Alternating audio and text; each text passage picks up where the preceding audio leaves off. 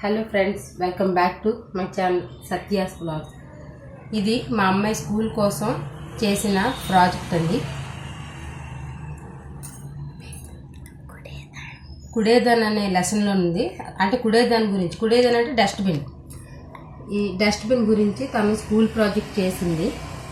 ఇది ఏంటంటే వేరువేరుగా వేయాలి చెత్తని అనేది దీని కాన్సెప్ట్. అంటే మనం అన్నీ కలిపి ఒకే డస్ట్బిన్లో వేయకూడదు.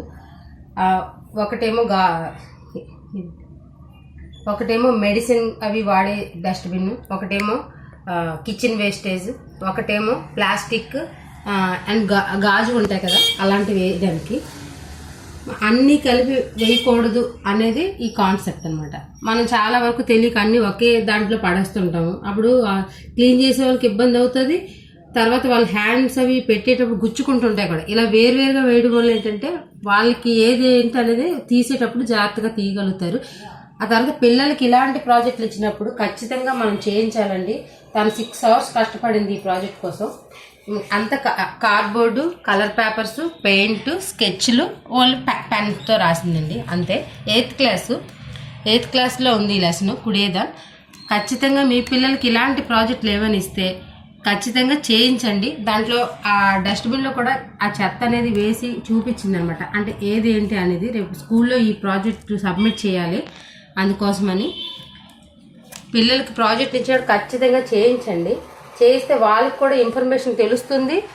తర్వాత వాళ్ళు ఒక స్కిల్ అనేది ఉంటుంది. వాళ్ళు ఏమైనా చేయాలనుకున్నా కూడా ఓన్గా తయారు చేయగలుగుతారు. తను ఓన్గా తయారు చేసిందండి. ఇందులో మేము ఎవ్వరూ ఏ హెల్ప్ చేయలేదు.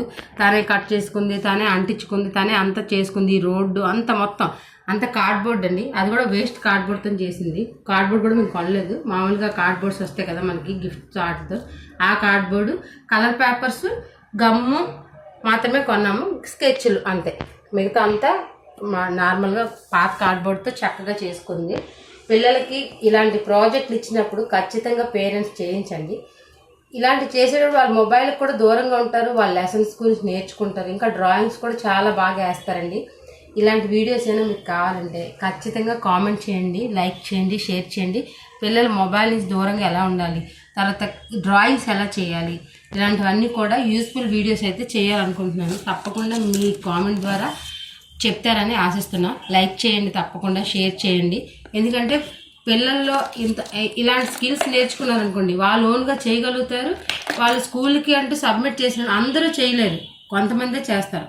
కొంతమంది ఎందుకు చేయాలి? అందరూ చేయాలి. చదువుకునే పిల్లలు అందరూ చేసుకోవాలి ఇలాంటివన్నీ. అందుకోసం అనేది ఈ వీడియో చేస్తున్నానండి. తప్పకుండా చూడండి, లైక్ చేయండి, షేర్ చేయండి, సబ్స్క్రైబ్ చేయండి. కుడేదాన్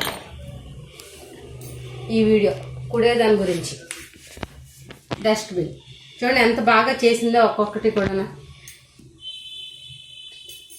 థ్యాంక్ యూ ఫర్ వాచింగ్.